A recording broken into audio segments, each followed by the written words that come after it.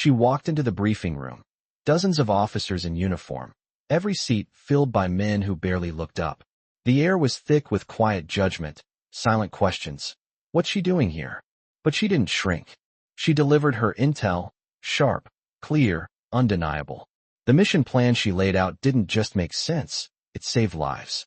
And when she finished, there was silence. Then the general stood up, walked over, and raised his hand in salute. One by one, the rest followed. In a room where no one expected her to lead, she earned their highest honor. From which city in the world are you watching this video today? If you enjoy stories that blend wartime courage with hidden identities, consider subscribing for more content that explores the extraordinary heroism found in ordinary people. The morning fog hadn't lifted from the English countryside when Lieutenant Catherine Kidd Morrison entered the communications bunker at Bletchley Park. At 0530 hours, the night shift cryptographers still hunched over their machines, faces pale from hours under fluorescent lights and the strain of breaking enemy codes. Morrison moved with quiet confidence through the maze of desks and equipment, her regulation heels clicking against the concrete floor as she approached Sergeant Major Dorothy Hayes at the Central Monitoring Station. "Status report," she said, her voice carrying the authority of 3 years working Britain's most classified intelligence operations. Sergeant Hayes looked up from her typewriter, fingers pausing mid-sentence over a decoded German transmission. "Everything routine this morning, ma'am. Standard Wehrmacht communications traffic, until approximately 23 minutes ago." She gestured toward a stack of freshly decoded messages on her desk. This came through on the emergency frequency. High-priority encryption, direct from German High Command. Morrison set down her morning tea, leaning closer to examine the decoded text. The message was brief but chilling. "Nightingale compromised. Terminate with extreme prejudice. All assets withdraw immediately." Her expression remained neutral, but her pulse quickened. Nightingale was one of their most valuable deep-cover operatives, a British agent who had spent 2 years infiltrating German intelligence networks in occupied France. "Authentication verified?" Morrison asked, scanning the technical details of the intercept. "Triple verified, ma'am. The encryption patterns match known German command protocols, and the transmission originated from their primary communications center in Berlin. We've attempted to contact Nightingale through standard channels, but there's been no response for the past 6 hours." Morrison's mind raced through the implications. If Nightingale had been compromised, it meant months of carefully planned operations were at risk. More importantly, it meant the lives of dozens of resistance fighters across France were in immediate danger. Continue monitoring all frequencies for additional traffic related to this operation. Alert the code-breaking team to prioritize any transmissions mentioning Nightingale or related code names. I'll brief Colonel Whitmore immediately. As Hayes complied with her orders, Morrison stepped away to the secure telephone terminal. This wouldn't be the first time their intelligence networks had been penetrated by German counterintelligence, but the timing was particularly concerning. Operation Overlord was less than 2 months away, and Nightingale's network had been providing crucial intelligence about German defensive positions along the Atlantic Wall. 30 minutes later, with Nightingale's situation deteriorating and no word from their deep cover asset, Morrison made a decision that would change everything. "Colonel, we need to activate Protocol 7. Colonel Whitmore, a weathered veteran of the Great War, looked up sharply from the decoded messages spread across his desk. "Lieutenant, Protocol 7 hasn't been authorized for a single agent extraction. The risk to our other networks." "Sir, Nightingale isn't just any agent," Morrison interrupted, her voice steady but urgent. "The intelligence they've gathered could determine the success or failure of the invasion. If the Germans extract what they know, every landing beach becomes a killing field." Whitmore studied her face for a long moment, recognizing the steel behind her calm exterior. Morrison had proven herself time and again in situations where traditional military hierarchy meant less than results and sound judgment. "Very well, Lieutenant. You have authorization to implement Protocol 7. But understand, if this operation fails, it's not just Nightingale we lose. It's potentially our entire French network." Morrison nodded grimly. "Understood, sir. I'll need access to the radio room and authorization to contact our assets in the field directly." The radio room at Bletchley Park hummed with constant activity as communications specialists maintained contact with resistance cells, spy networks, and military units across occupied Europe. Morrison approached the secure transmission booth, where Corporal James Fletcher was monitoring incoming traffic from France. "Corporal, I need you to establish contact with Sparrow Network immediately. Priority Alpha authorization." Fletcher's eyebrows rose slightly.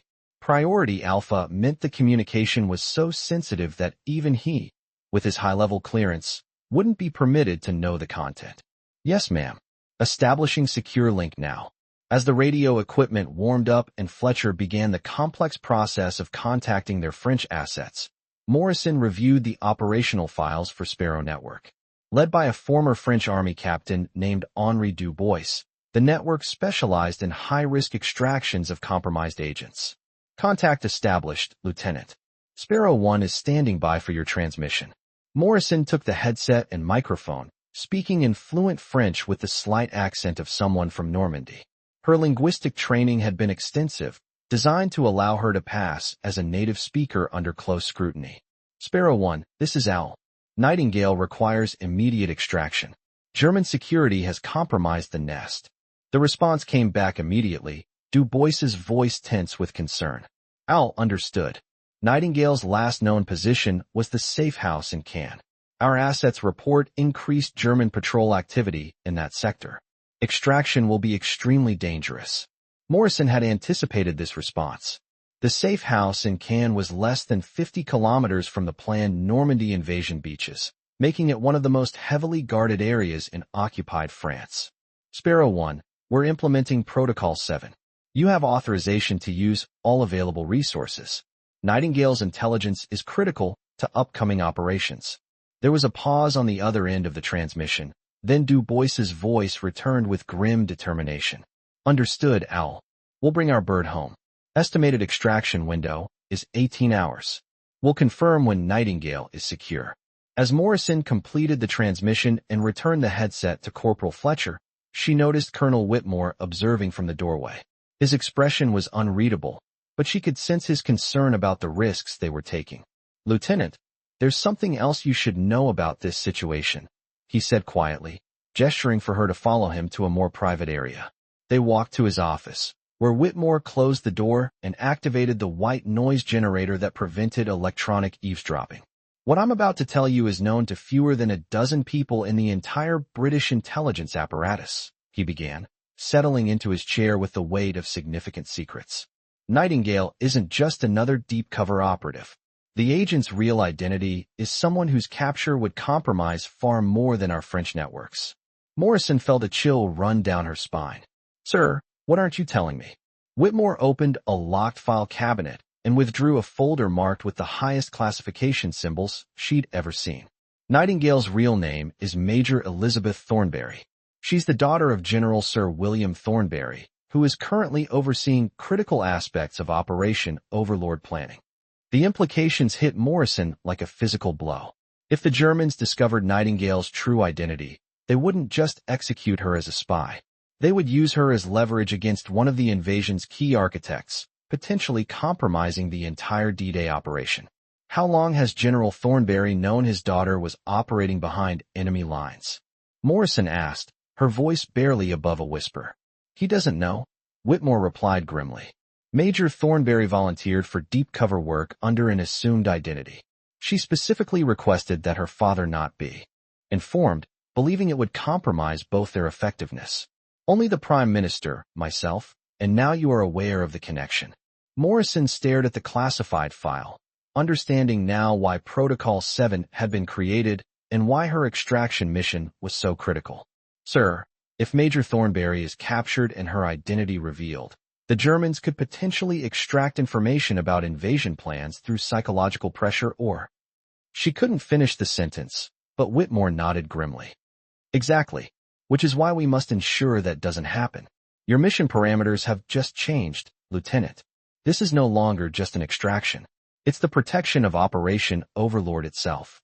As Morrison absorbed this information, an alarm sounded throughout the communications center.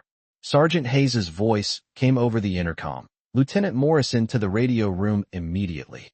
Priority traffic from Sparrow Network. Morrison and Whitmore hurried back to the communications center, where Hayes was frantically transcribing an incoming message from France. Her face was pale as she handed Morrison the decoded transmission. Sparrow 1 reports German security forces have surrounded the Consafe house. Multiple SS units, Gestapo presence confirmed. Nightingale trapped inside with no apparent escape route. Morrison felt her stomach drop. The situation was deteriorating faster than anyone had anticipated. If Major Thornberry was captured by the SS, her chances of survival, let alone avoiding interrogation, were virtually zero. Are there any other assets in the Canaria? Morrison asked quickly, scanning the operational maps on the wall. Hayes consulted her network files, shaking her head. Negative, ma'am. Sparrow 1 is our only active cell within 50 kilometers of that position. The other networks were compromised last month during the German counterintelligence sweep. Colonel Whitmore studied the tactical situation with the eye of a veteran strategist. Lieutenant, we need to consider the possibility that this extraction cannot be completed successfully. In that case, we may need to. Morrison cut him off before he could finish. Sir, with respect, we're not abandoning Major Thornberry. There has to be another option. Before Whitmore could respond, the radio crackled again with another transmission from Sparrow 1. Du Bois's voice was strained but determined. Owl, Sparrow 1 reporting. We've identified a possible extraction route through the cathedral sewers, but it requires someone with technical knowledge of the German security protocols to guide Nightingale through their detection grid. Morrison looked at the transmission details, her mind working through the tactical requirements. Someone would need to infiltrate the German security perimeter, locate Major Thornberry, and guide her through a complex escape route while avoiding SS patrols, Gestapo agents, and sophisticated detection equipment. Sparrow 1, what are the specifications for the technical assistance required? Owl, we need someone with advanced knowledge of German radio frequencies, security protocols, and counterintelligence procedures. Preferably someone who can pass as a German national under close scrutiny. Morrison felt her pulse quicken as she realized what Du Bois was suggesting. The mission requirements described her own qualifications almost perfectly. She had spent 2 years studying German intelligence methods, spoke fluent German with a Bavarian accent, and had been trained in advanced infiltration techniques that few operatives possessed. Colonel Whitmore seemed to reach the same conclusion, his expression growing increasingly concerned. Lieutenant, you're not seriously considering. Sir, I'm the most qualified person available for this mission, Morrison interrupted. My German language skills, technical knowledge, and field training make me the logical choice. She turned to Hayes, who was monitoring additional radio traffic. Sergeant, prepare a complete intelligence package on German security procedures in the Consector. I'll need detailed maps, patrol schedules, and communication protocols. Whitmore stood abruptly. Lieutenant Morrison, I cannot authorize you to undertake a field mission of this magnitude. You're too valuable to risk in a direct operation. Morrison met his gaze steadily. Colonel, Major Thornberry is trapped behind enemy lines with information that could compromise the invasion. Every hour we delay increases the risk of her capture and interrogation. We don't have the luxury of extensive planning or alternative resources. As they debated the mission parameters, Corporal Fletcher approached with another decoded message. Sir, priority transmission from German High Command. They're moving additional SS units into the Canaria and have authorized enhanced interrogation procedures for any captured agents. The message confirmed Morrison's worst fears. The Germans weren't just conducting a routine security sweep. They suspected they had captured someone of significant value. Colonel, that settles it, Morrison said firmly. If the Germans are bringing in enhanced interrogation specialists, it means they either know or suspect Major Thornberry's true identity. We have hours, not days, before she's forced to reveal information that could devastate Operation Overlord. Whitmore studied her face, recognizing the determination that had made her one of Bletchley Park's most effective intelligence officers. Very well, Lieutenant. You have authorization for direct field deployment. But understand, once you cross into occupied territory, you'll be completely on your own. We cannot provide backup or extraction if the mission fails. Morrison nodded, already mentally preparing for the challenges ahead. Understood, sir. I'll need civilian clothes appropriate for a German national, identity documents, and a cover story that will withstand scrutiny. Within 2 hours, Morrison had been transformed from a British intelligence officer into Greta Mueller, a German administrative clerk supposedly traveling to Cannes on official business. Her documents, created by Bletchley Park's expert forgers, were indistinguishable from authentic German paperwork. Her cover story positioned her as a bureaucrat investigating supply chain irregularities, giving her a plausible reason for moving through areas with heavy security presence. As she prepared to depart for France via a clandestine submarine route, Colonel Whitmore pulled her aside for final instructions. "Lieutenant, I want you to understand something about this mission. If you're captured, we cannot acknowledge your existence. You'll be completely disavowed to protect the larger intelligence operation." Morrison had expected this. Deep cover missions required complete operational isolation to prevent catastrophic intelligence breaches. "Sir, I understand the risks. But Major Thornberry saved countless lives with her intelligence gathering. I won't abandon her to German interrogation." The submarine journey across the English Channel took 6 hours, during which Morrison reviewed every detail of her mission plan. She memorized German security protocols, studied maps of Cannes' sewer system, and rehearsed her cover identity until it became second nature. The French coastline appeared just before dawn, shrouded in morning mist that provided perfect concealment for her landing. A small boat ferried her from the submarine to a secluded beach where Henri Dubois waited with civilian transportation. "Greta Mueller," she said in perfect German, maintaining her cover even with Allied assets. Dubois nodded approvingly. "Your accent is excellent. The Germans shouldn't suspect anything unusual." As they drove toward Cannes through countryside dotted with German checkpoints, Dubois briefed her on the current tactical situation. "The SS has established a 3-block perimeter around the safe house. They're conducting systematic searches of every building in the area, but they haven't moved in for direct assault yet." Morrison found this curious. If the Germans knew they had a British agent trapped, why hadn't they simply stormed the building? "They're being cautious because they suspect their prisoner might have valuable information," she realized. "They want to capture her alive and intact for interrogation." This gave them a small window of opportunity, but also confirmed her worst fears about what would happen if Major Thornberry was taken alive. As they approached the outskirts of Cannes, Morrison could see the increased German presence that Dubois had described. SS patrols moved through the streets with mechanical precision, while Gestapo agents in civilian clothes observed from strategic positions. The level of security was unprecedented for a routine counterintelligence operation, confirming that the Germans suspected they had captured someone of exceptional value. "The sewer entrance is 3 blocks from the safe house," Dubois explained as they parked near the cathedral.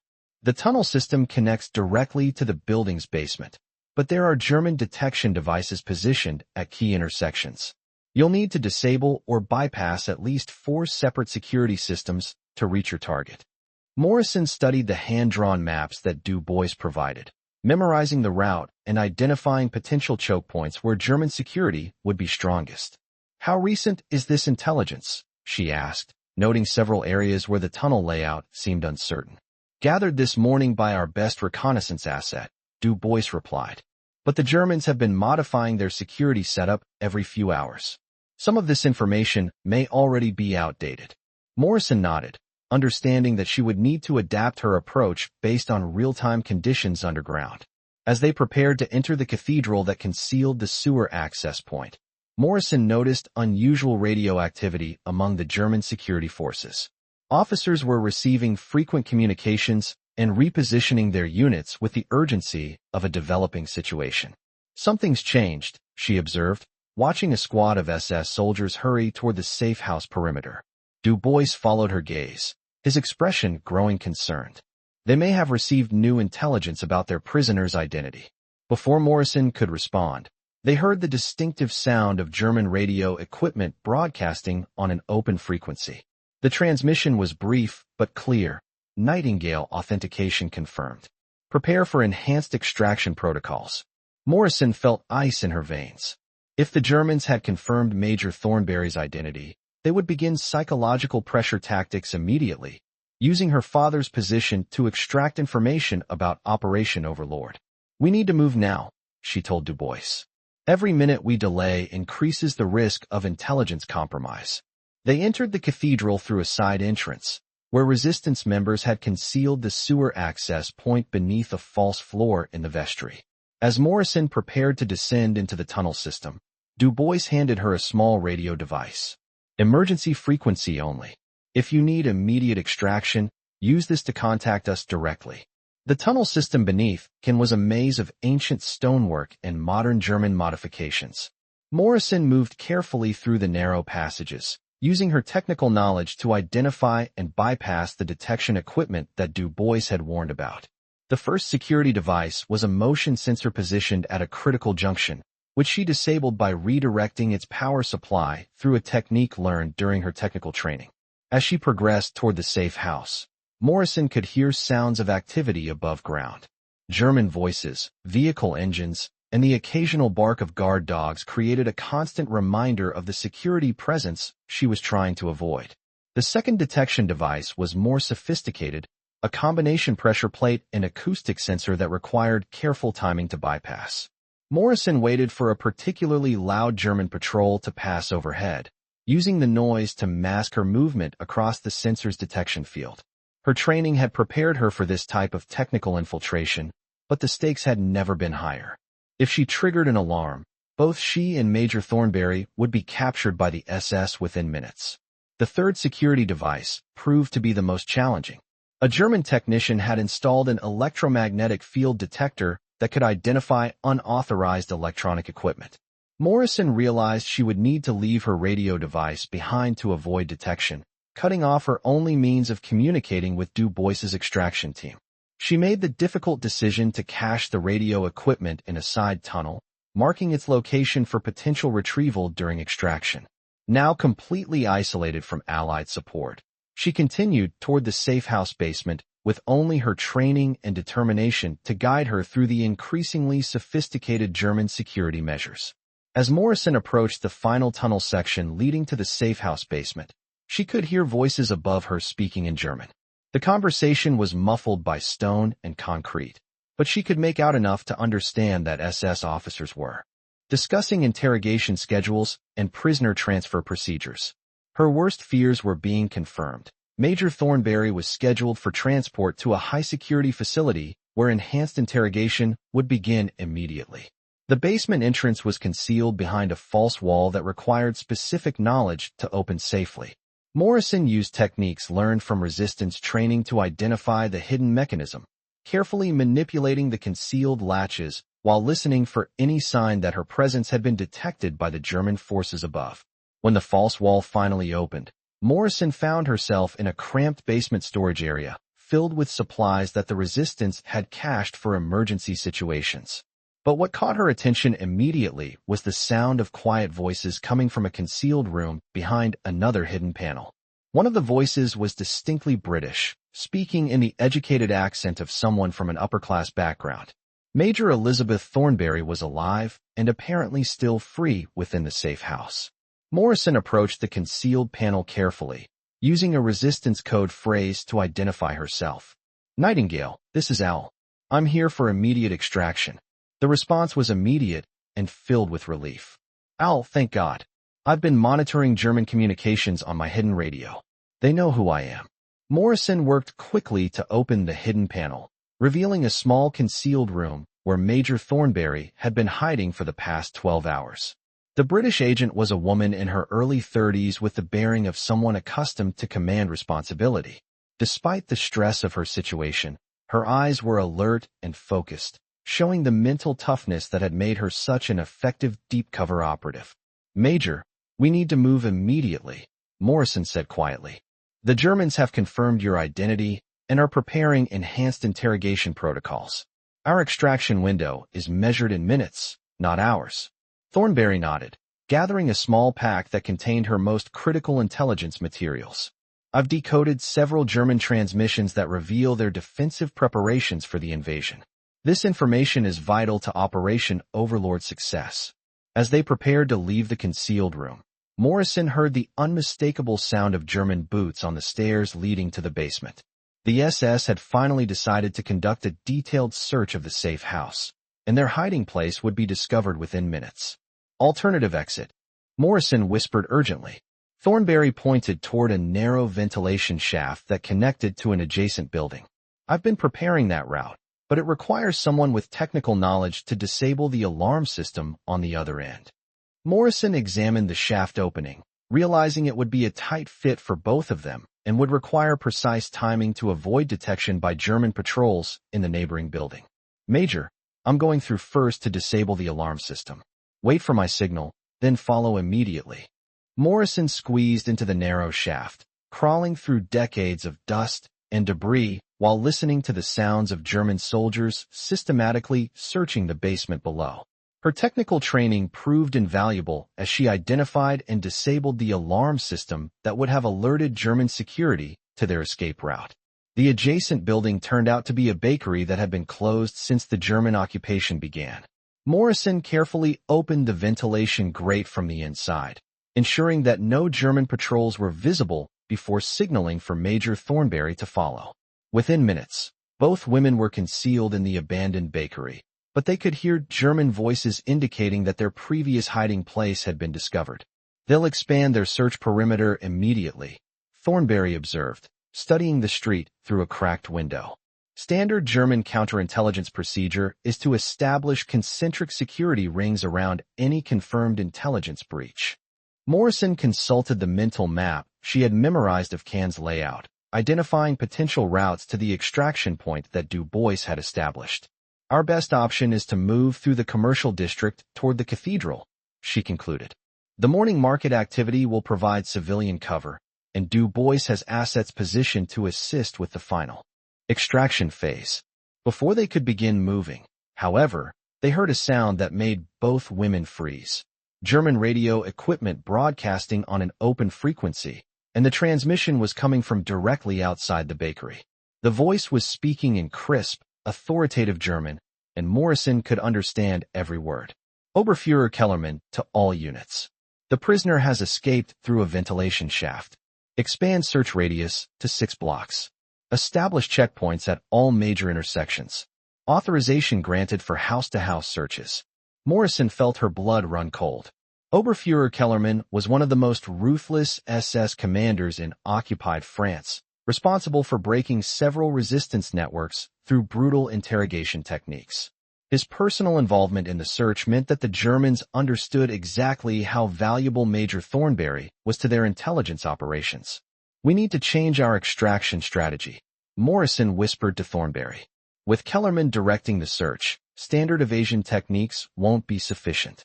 Thornberry nodded grimly, her own knowledge of German counterintelligence procedures telling her that their situation had become desperate. Kellerman doesn't give up once he's identified a high-value target. He'll turn this entire district upside down until he finds us. As they debated their limited options, Morrison heard something that gave her an idea. The German radio transmissions were being broadcast on multiple frequencies, creating overlapping signals that suggested sophisticated communication equipment was being used to coordinate the search. If she could access that equipment, she might be able to create enough confusion to give them an extraction opportunity. Major, how detailed is your knowledge of German radio protocols? Morrison asked quietly. Thornberry's expression showed she understood where Morrison's thinking was leading. Extensive. I've been intercepting and analyzing their communications for 2 years. I know their authentication codes, frequency assignments, and even personal communication habits of key officers. Morrison outlined her emerging plan. If we can gain access to German radio equipment, we might be able to transmit false orders that redirect their search efforts away from our actual extraction route. It was an extremely dangerous strategy that required them to get close to German security forces rather than avoiding them. But conventional evasion tactics were clearly insufficient against Kellerman's systematic approach. The risk is enormous, Thornberry pointed out. If we're captured while attempting to access German communications, Kellerman will know immediately that he's dealing with intelligence professionals rather than ordinary resistance fighters. Morrison nodded, understanding the implications. Their capture would not only compromise Operation Overlord, but would also reveal the existence of British deep-cover operations throughout occupied Europe. Before they could finalize their decision, they heard the sound of German soldiers beginning house-to-house searches in the adjacent building. The systematic nature of the search indicated that Kellerman's forces were following textbook counterintelligence procedures, which meant the bakery would be searched within the next 30 minutes. Decision time, Major, Morrison whispered urgently. We can attempt the radio deception plan, or we can try to evade through the sewer system and hope Du Bois can provide covering action. Thornberry studied the German patrol patterns visible through the window, her tactical training evident in the way she analyzed the situation. The sewer route puts us back into a system the Germans have already compromised. The radio plan is dangerous, but it gives us the initiative. Morrison felt a surge of respect for the Major's tactical thinking. Despite being trapped behind enemy lines with minimal resources, Thornberry was still thinking like a professional intelligence officer rather than simply trying to survive. Agreed. We attempt the radio deception. Target identification. Thornberry pointed toward a German communications vehicle that had positioned itself at the intersection closest to their hiding place. Mobile command post with full frequency access and direct link to Kellerman's headquarters. If we can access that equipment for just 2 minutes, we can transmit orders that will redirect at least half of their search teams. The plan required them to approach the German vehicle during a period when its crew would be momentarily distracted. Morrison observed the patrol patterns and identified a brief window when the communications operators would be focused on routine transmission schedules rather than immediate security concerns. Cover story if we're challenged before reaching the vehicle? Morrison asked, preparing for the multiple contingencies their plan would require. Thornberry reached into her pack and withdrew forged German identity documents. We're clerks from the district administrative office, ordered to deliver updated search coordinates to the mobile command unit. Morrison examined the documents, noting the exceptional quality of the forgery work. Your resistance contacts have excellent technical capabilities. Thornberry smiled grimly. They've had 2 years of practice forging German paperwork. These documents should pass any routine inspection, but they won't survive detailed scrutiny from someone like Kellerman. As they prepared to leave the bakery, Morrison heard her name being called over a German loudspeaker system. The announcement was in perfect German, but what shocked her was that they were using her real identity rather than her cover name. Lieutenant Catherine Morrison of British Intelligence. You are ordered to surrender immediately. Your extraction team has been captured. Morrison felt the world shift around her. If the Germans knew her real identity, it meant either her cover had been blown during infiltration or someone had betrayed the mission. Either possibility suggested that their situation was far worse than she had realized. Major, they know who I am, she whispered, her mind racing through the implications. Thornberry's expression grew grim. That's impossible unless they intercepted our communications, or... She paused, a terrible realization crossing her face. Unless this entire operation was a German deception from the beginning. Morrison considered this possibility, reviewing everything that had led to this mission. The initial intelligence about Nightingale's compromise, the urgent extraction request, even the detailed tunnel maps provided by Du Bois. If this is a German operation, then Major Thornberry was never in actual danger, Morrison realized. They used her as bait to draw out British intelligence officers with advanced technical knowledge. The loudspeaker announcement came again, this time with additional details that confirmed Morrison's worst fears. Lieutenant Morrison, we are aware of your technical qualifications and your knowledge of Operation Overlord. Surrender now, and Major Thornberry will not be harmed. Continue to evade, and both of you will face enhanced interrogation procedures. Morrison and Thornberry exchanged glances, both understanding that they had walked into a sophisticated German intelligence trap. The question now, Thornberry said quietly, is whether we can turn this deception to our advantage. Morrison considered their limited options, realizing that conventional escape plans were no longer viable. If the Germans had been orchestrating this entire operation, they would have anticipated and prepared for every standard evasion technique. Major, what intelligence did you actually gather during your 2 years of deep cover work? Morrison asked, suspecting that Thornberry's real value lay not in what she had discovered, but in what the Germans thought she knew. Thornberry's expression showed she understood Morrison's reasoning. I was primarily gathering information about Atlantic Wall fortifications, but my access was limited to coastal defense positions. Morrison felt a spark of hope. So you don't actually possess the detailed invasion plans that the Germans believe you have. Thornberry shook her head. My intelligence was valuable, but not critical to Operation Overlord's success. The Germans have overestimated my importance.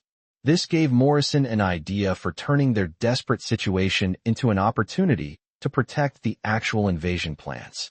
Major, if we can convince the Germans that you possess false information about invasion plans, we might be able to feed them deceptive intelligence that protects the real Operation Overlord. It was a dangerous strategy that required them to appear cooperative while actually conducting a sophisticated disinformation campaign, but it offered their only chance of turning defeat into victory. Before they could develop this strategy further, they heard the sound of German soldiers entering the bakery. Their hiding time had run out, and they were about to face Oberfuhrer Kellerman directly. Morrison and Thornberry prepared to emerge from concealment, knowing that their next few minutes would determine not only their own fates, but potentially the success of the entire invasion of Europe. As German voices grew closer to their hiding place, Major Thornberry made a decision that would define her legacy as an intelligence officer. Lieutenant Morrison, I'm going to surrender myself and attempt to protect your identity. Your technical knowledge is too valuable to risk in German hands. Morrison shook her head firmly. Major, we're in this together. If we're going to face interrogation, we do it as a team. The bakery door burst open as SS soldiers flooded into the building, their weapons drawn and their movements indicating they knew exactly where to find their targets. Morrison and Thornberry emerged from concealment with their hands raised, maintaining their dignity even as they faced capture by one of Nazi Germany's most ruthless intelligence services. Oberfuhrer Kellerman entered the bakery personally, his presence dominating the room as he studied the two British agents with the calculating gaze of a professional interrogator. Lieutenant Morrison and Major Thornberry, he said in accented but fluent English. You have led us quite a chase through the sewers of Cannes. Morrison maintained eye contact with Kellerman, refusing to show the fear that threatened to overwhelm her. Oberfuhrer, I demand to be treated according to the Geneva Convention regarding prisoners of war. Kellerman smiled coldly. You are not prisoners of war, Lieutenant. You are spies operating behind German lines in civilian clothing. The Geneva Convention does not apply to your situation. As German soldiers secured their prisoners and prepared them for transport, Morrison caught Major Thornberry's eye and saw a subtle signal. The Major was indicating that she still had one hidden asset that the Germans had not discovered. Whatever Thornberry was planning, Morrison knew she needed to be ready to support it when the moment came. The transport vehicle was a converted prison van that had been modified for high-security prisoner transport. As they were placed in separate compartments, Morrison realized this was likely her last opportunity to communicate with Thornberry before they faced formal interrogation. Major, she whispered through the partition between their cells, whatever happens during questioning, remember that our mission is protecting Operation Overlord. Thornberry's response was barely audible, but filled with determination. Lieutenant, I've prepared for this possibility for 2 years. Trust me to handle Kellerman. As the prison van began moving through the streets of Cannes toward the German interrogation facility, Morrison reflected on the events that had brought her to this moment. She had volunteered for a dangerous extraction mission to save a fellow agent, only to discover that she had walked into an elaborate German deception. But now, facing the prospect of interrogation by one of Nazi Germany's most skilled intelligence officers, she found herself oddly calm. Her training had prepared her for this possibility, and she was determined to protect the invasion plans that would liberate Europe from Nazi occupation. Whatever happened in the next few hours, she would ensure that Operation Overlord proceeded as planned. The German interrogation facility was a converted chateau on the outskirts of Cannes, its elegant architecture transformed into a fortress of security and fear.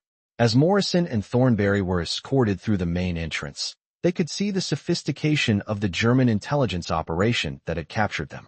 This was clearly a facility designed for the most sensitive interrogations, equipped with the latest technology and staffed by specialists in extracting information from highly trained prisoners.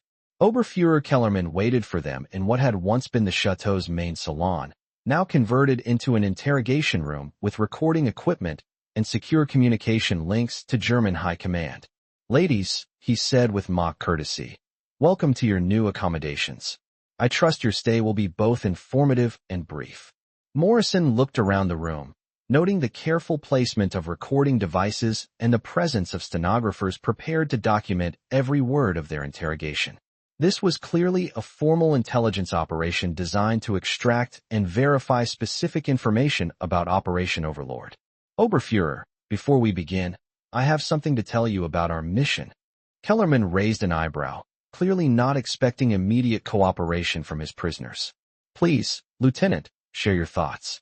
Morrison took a breath, preparing to execute the most important deception of her career. Major Thornberry and I were not simply conducting an extraction operation. We were implementing a disinformation campaign designed to feed false intelligence to German command. Kellerman's expression shifted from confidence to suspicion. You expect me to believe that you deliberately walked into our trap? Morrison maintained steady eye contact, projecting the conviction of someone telling the truth. Oberfuhrer, examine the evidence. How did we know the exact location of Major Thornberry's safe house? How did we navigate directly to her hiding place without any reconnaissance? Because we were supposed to be captured. Major Thornberry picked up the deception seamlessly, her voice carrying the authority of her rank and breeding. The intelligence I gathered during my deep cover mission was carefully crafted to mislead German defensive preparations. Every piece of information about Atlantic Wall fortifications was designed to draw your forces away from the actual invasion beaches. Kellerman studied both women carefully, his professional interrogator's instincts warring with the possibility that he had been outmaneuvered by British intelligence. If this is true, then why resist capture? Why not surrender immediately upon arrival in Cannes? Morrison smiled slightly, allowing a hint of professional respect to enter her voice. Because the deception had to appear genuine. If we had surrendered too easily, your counterintelligence specialists would have suspected a trap. The German officer began pacing the room, his mind working through the implications of what he was hearing. If the British women were telling the truth, then everything his intelligence services believed about Operation Overlord could be false. But if they were lying, then he was being manipulated by two of Britain's most skilled intelligence officers. Oberfuhrer, Thornberry continued, consider the timing of my supposed compromise. 2 months before the invasion, at precisely the moment when German high command most needs accurate intelligence about Allied plans. Does that seem like coincidence?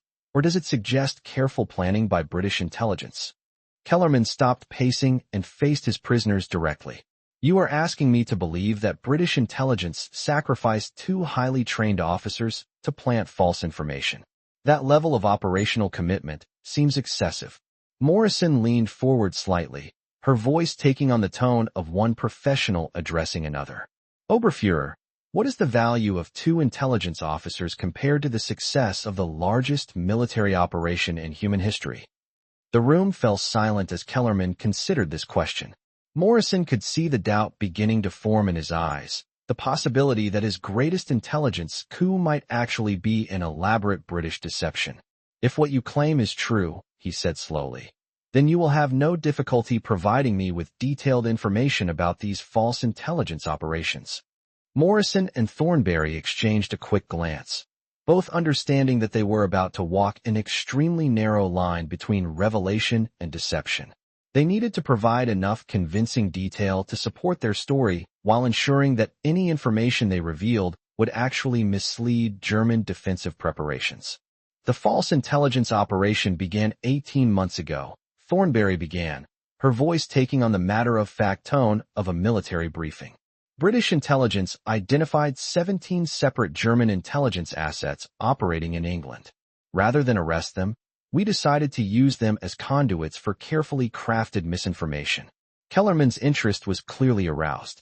The possibility of identifying German intelligence networks in Britain was exactly the kind of information that could justify the elaborate trap his forces had set.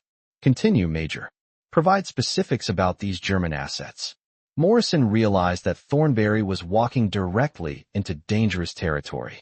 If they provided real information about German agents, they would be committing actual treason rather than conducting a deception operation. Major Thornberry, she interrupted carefully. Remember our operational security protocols. But Thornberry had anticipated this concern, and was prepared to provide information that would serve their deception without compromising actual British operations. The German agents we identified were primarily focused on gathering intelligence about industrial production and shipping movements. We fed them false information suggesting that invasion preparations were concentrated in the Dover area. This was actually true, Morrison realized.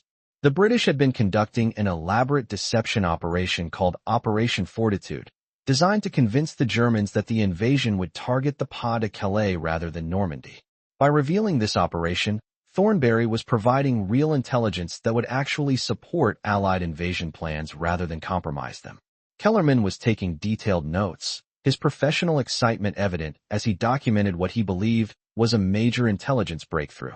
Major, this Dover concentration, provides specific details about troop movements and equipment positioning. Thornberry complied, describing fictional military units and imaginary equipment concentrations that were actually part of the official British deception plan. Morrison watched with growing admiration as Thornberry skillfully wove truth and fiction together in a way that would convince Kellerman of their honesty while actually supporting Operation Overlord's success. The Major was demonstrating exactly why she had been selected for deep cover operations, her ability to think strategically even under extreme pressure. "Lieutenant Morrison," Kellerman said, turning his attention to her. "You claim to possess technical knowledge critical to invasion plans. Explain your role in these deception operations." Morrison had been preparing for this question since their capture, knowing that her technical expertise was what had made her valuable enough to draw into this trap. "My specialization is in radio communications and signal intelligence," she replied truthfully. "I was responsible for monitoring German radio traffic to ensure that our false intelligence was being transmitted to your high command. This was technically accurate while omitting the crucial detail that her real mission had been genuine agent extraction rather than disinformation." Kellerman leaned forward, his interrogator's instincts focusing on what he perceived as a critical vulnerability. "If you were monitoring our communications, then you must have detailed knowledge of German radio protocols and encryption methods." Morrison nodded, realizing that she was about to provide information that could actually benefit the German war effort if she wasn't extremely careful. "Our monitoring capabilities were focused on transmission patterns rather than content," she replied, which was true enough to be believable while avoiding any revelation of actual British code-breaking capabilities. "We were primarily interested in confirming that information was reaching its intended recipients rather than intercepting the intelligence itself." As the interrogation continued, Morrison began to notice subtle changes in Kellerman's behavior. His questions were becoming more specific and his note-taking more detailed, suggesting that he was beginning to believe their story about being part of a disinformation operation. But she also noticed that he was asking questions that seemed designed to verify their claims rather than simply extract information. "Oberfuhrer," she said during a brief pause in his questioning, "you seem skeptical of our explanation. Perhaps we could provide you with information that would demonstrate the truth of our claims." Kellerman's eyes sharpened with interest. "What kind of demonstration, Lieutenant?"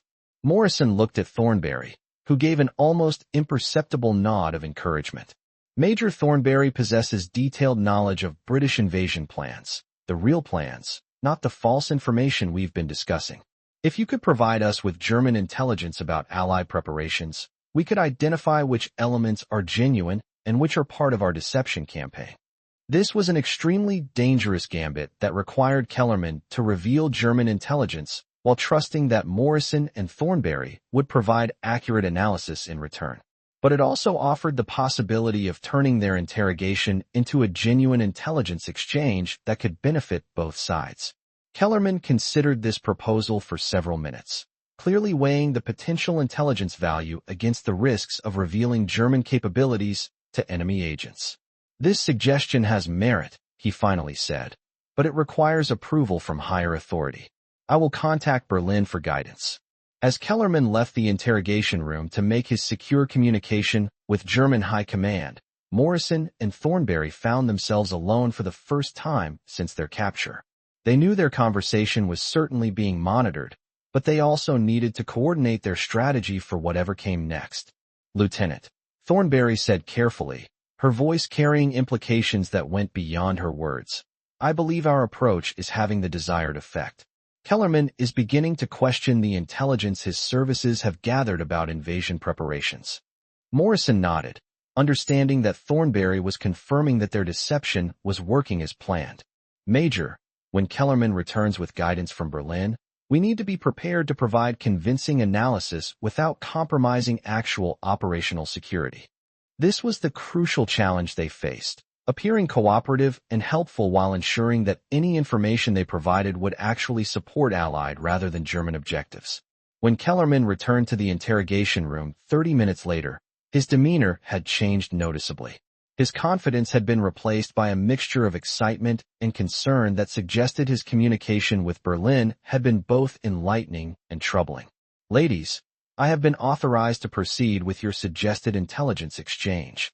He placed several documents on the table between them, each bearing the highest German classification markings.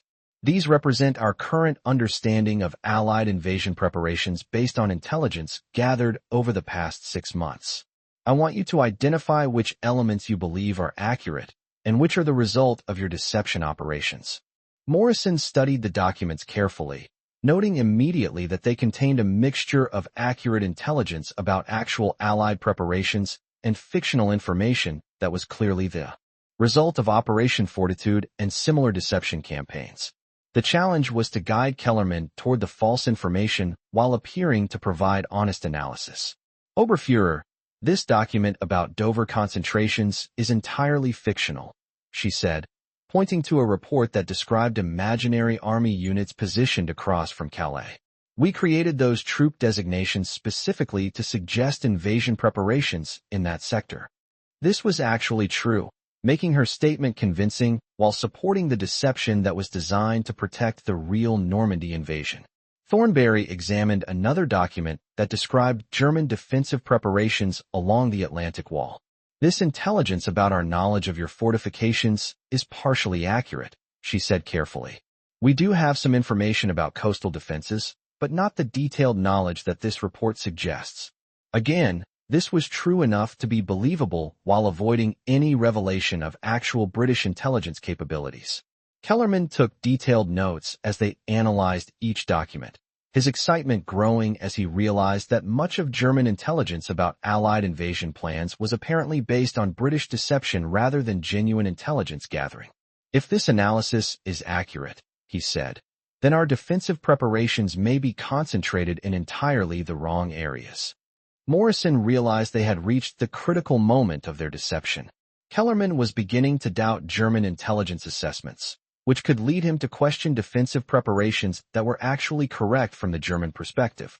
"Oberfuhrer, the scope of British deception operations has been extensive, but not comprehensive. Some of your intelligence is undoubtedly accurate." This statement was designed to prevent Kellerman from completely disregarding German intelligence, which could accidentally lead to better German defensive preparations against the real invasion. The goal was to increase German focus on the false Calais invasion, while maintaining just enough credibility to keep their deception believable. As the intelligence exchange continued, Morrison began to notice that Kellerman was asking increasingly sophisticated questions that suggested he was testing their claims rather than simply accepting their analysis. His professional interrogator's training was making him suspicious of information that seemed too convenient or too easily provided. "Lieutenant Morrison," he said suddenly, "if you were truly conducting a deception operation, why would you reveal it to me so readily? Surely the value of such an operation depends on maintaining the deception rather than exposing it." Morrison felt her pulse quicken as she realized Kellerman was beginning to see through their strategy. "Oberfuhrer, our deception operation was designed with multiple layers," she replied, drawing on her intelligence training to construct a plausible explanation. "The revelation of our fictional troop concentrations serves to distract from other elements of invasion preparations that remain concealed." This was actually close to the truth, since Operation Fortitude was indeed designed to conceal the real invasion preparations through misdirection. Thornberry supported Morrison's explanation with additional details that reinforced their story. The deception campaign includes false intelligence about invasion timing as well as location. By revealing location deceptions, we reinforce timing deceptions that remain in place. Again, This was sophisticated enough to be convincing while actually supporting Allied objectives. But Kellerman's suspicion was clearly growing. Major Thornberry, your willingness to reveal British intelligence operations seems inconsistent with your training and oath as an officer. I find it difficult to believe that you would betray your country's secrets so readily. Morrison realized they were approaching the moment when their deception would either succeed completely or collapse entirely. Oberfuhrer, Thornberry replied with the dignity that had characterized her throughout the interrogation, I am not betraying my country's secrets. I am protecting them by ensuring that German defensive preparations are based on false intelligence rather than accurate assessment of Allied capabilities. The simple truth of this statement carried conviction that seemed to penetrate Kellerman's professional skepticism. Kellerman studied both women for a long moment, his mind clearly working through the complex implications of what he had learned. If they were telling the truth, then German High Command needed to completely reassess their understanding of Allied invasion plans. If they were lying, then he was being manipulated by two of Britain's most skilled intelligence officers. I need to communicate these findings to Berlin immediately, he said finally. You will remain here while I discuss your analysis with my superiors. As Kellerman left the interrogation room for the second time, Morrison and Thornberry exchanged glances that conveyed both hope and apprehension. Their deception had been successful enough to convince Kellerman to question German intelligence, but they had no way of knowing how Berlin would respond to his report. Hours passed in tense silence as they waited in the interrogation room, knowing that their fate and potentially the success of Operation Overlord hung in the balance. When Kellerman finally returned, his expression was grave and his demeanor had changed dramatically. Ladies, I have received new orders from Berlin regarding your case. Morrison felt her stomach tighten as she prepared for whatever decision German High Command had made about their situation. The analysis you provided has been reviewed by our highest intelligence authorities, Kellerman continued. They have concluded that your claims about deception operations are at least partially accurate, and they have authorized me to propose an exchange. Morrison and Thornberry listened carefully as Kellerman outlined what appeared to be a genuine offer for prisoner exchange, but both women understood that accepting such an offer could compromise their mission to protect Operation Overlord. What kind of exchange are you proposing, Oberfuhrer? Morrison asked carefully.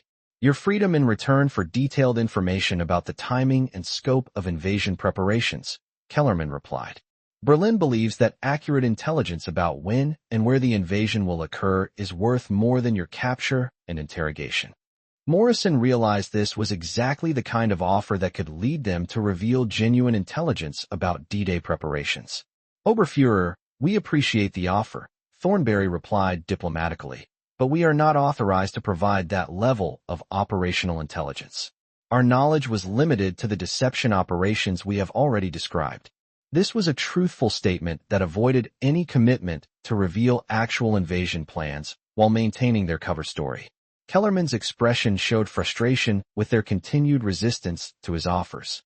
Major Thornberry, surely you understand that cooperation could save both your lives and potentially prevent unnecessary casualties on both sides when the invasion begins. Morrison recognized this as a sophisticated psychological pressure technique designed to make them feel responsible for future combat deaths. Oberfuhrer, our duty is to our country and our mission, she replied firmly. We cannot provide intelligence that would compromise Allied operations, regardless of personal consequences. As she spoke these words, Morrison realized that their deception had evolved into something approaching the truth. They were indeed protecting Allied operations, even if not in the way they had originally claimed. The interrogation continued for several more hours, with Kellerman alternating between offers of exchange and threats of enhanced interrogation. But Morrison and Thornberry maintained their position that they had already provided all the intelligence they were authorized to reveal. As evening approached, Kellerman seemed to accept that he would not extract additional information from his prisoners. Very well, he said finally. You will be transferred to a prisoner of war facility where you will remain until the end of hostilities. Your intelligence about deception operations has been valuable enough to warrant treating you as prisoners of war rather than spies. Morrison felt a surge of relief, understanding that this classification could mean the difference between survival and execution. As German guards prepared to transfer them from the interrogation facility, Morrison caught Thornberry's eye and saw a subtle expression of satisfaction. Their deception had been successful enough to convince Kellerman that much of German intelligence about Allied invasion plans was false, potentially leading to misallocation of German defensive resources when D-Day arrived. The prisoner of war camp was located in a converted monastery 50 kilometers inland from Cannes, surrounded by barbed wire and guard towers, but operated according to Geneva Convention standards. As Morrison and Thornberry were processed into the camp, they could see dozens of other Allied prisoners who had been captured during various operations in occupied France. Lieutenant Morrison and Major Thornberry, the camp commandant announced as they entered the main compound. You will be housed in the officers' section and treated according to your rank and status. Morrison was surprised by the relatively civilized treatment they were receiving, given their recent experience with Kellerman's sophisticated interrogation techniques. As they settled into their assigned quarters, Thornberry finally had an opportunity to explain the full scope of what they had accomplished during their capture and interrogation. Lieutenant, what we achieved today may have been more valuable than any extraction mission could have been, she said quietly. Morrison listened carefully as Thornberry explained how their deception had led Kellerman to question intelligence assessments that were actually protecting German defensive preparations in the wrong areas. By convincing him that our Dover concentrations were fictional, we reinforced his belief that the real invasion will target Calais rather than Normandy. The irony was perfect, Morrison realized. By pretending to reveal British deception operations, they had actually strengthened the very deceptions that were designed to protect Operation Overlord. Their capture had been turned into an intelligence victory that could save thousands of Allied lives when the invasion began. Major, there's something I need to tell you about my real mission, Morrison said carefully, knowing that even in the prisoner of war camp, they could be under surveillance. I wasn't originally sent to conduct disinformation operations. I was genuinely trying to extract you because we believed your cover had been compromised. Thornberry smiled with genuine appreciation for Morrison's honesty. I suspected as much, Lieutenant. But your quick thinking and professional skills turned a failed extraction into a successful intelligence operation. That kind of adaptability under pressure is exactly what makes a great intelligence officer. As weeks passed in the prisoner of war camp, Morrison and Thornberry maintained their cover stories while carefully monitoring any information they could gather about German defensive preparations. They could see evidence that their interrogation with Kellerman had indeed influenced German intelligence assessments, with increased activity in the Calais area and reduced attention to Norman coastal defenses. On the morning of June 6, 1944, the sound of distant aircraft engines woke the entire prisoner of war camp. Morrison and Thornberry looked at each other with understanding as the unmistakable sounds of a massive military operation filled the air. Operation Overlord had begun, and their deception had played a small but significant role in its success. German guards throughout the camp seemed confused and concerned as reports filtered in about Allied landings along the Norman coast. Morrison could see that their captors had been completely surprised by the location and timing of the invasion, exactly as Operation Fortitude and their own improvised deception had been designed to achieve. Lieutenant Morrison, Thornberry said quietly as they watched German military vehicles racing toward the coast, I believe our mission has been successful. Morrison nodded, feeling a deep sense of satisfaction that their capture and interrogation had ultimately served Allied objectives rather than German intelligence needs. As Allied forces established their beachheads in Normandy and began their advance inland, Morrison and Thornberry could hear the sounds of liberation approaching their prisoner of war camp. Within days, they would be free to return to their duties as intelligence officers, knowing that their most challenging mission had been accomplished not through elaborate planning, but through professional skill and personal courage under the most difficult circumstances. When British forces finally liberated the camp 2 weeks after D-Day, Morrison and Thornberry were debriefed extensively about their capture and interrogation. Their intelligence handlers were amazed to learn how they had turned their interrogation into a successful disinformation operation that had actually supported Allied invasion plans. Lieutenant Morrison and Major Thornberry, the debriefing officer, concluded, your actions represent the highest standards of professional intelligence work under extreme pressure. You took a potentially catastrophic security breach and turned it into an intelligence victory that saved countless Allied lives. Years later, as Morrison reflected on those dangerous days in occupied France, she realized that her most important mission had not been the extraction operation she had planned, but the deception operation she had improvised under pressure. Sometimes the greatest victories came not from following orders, but from adapting to circumstances with courage, skill, and unwavering commitment to the mission's ultimate objectives.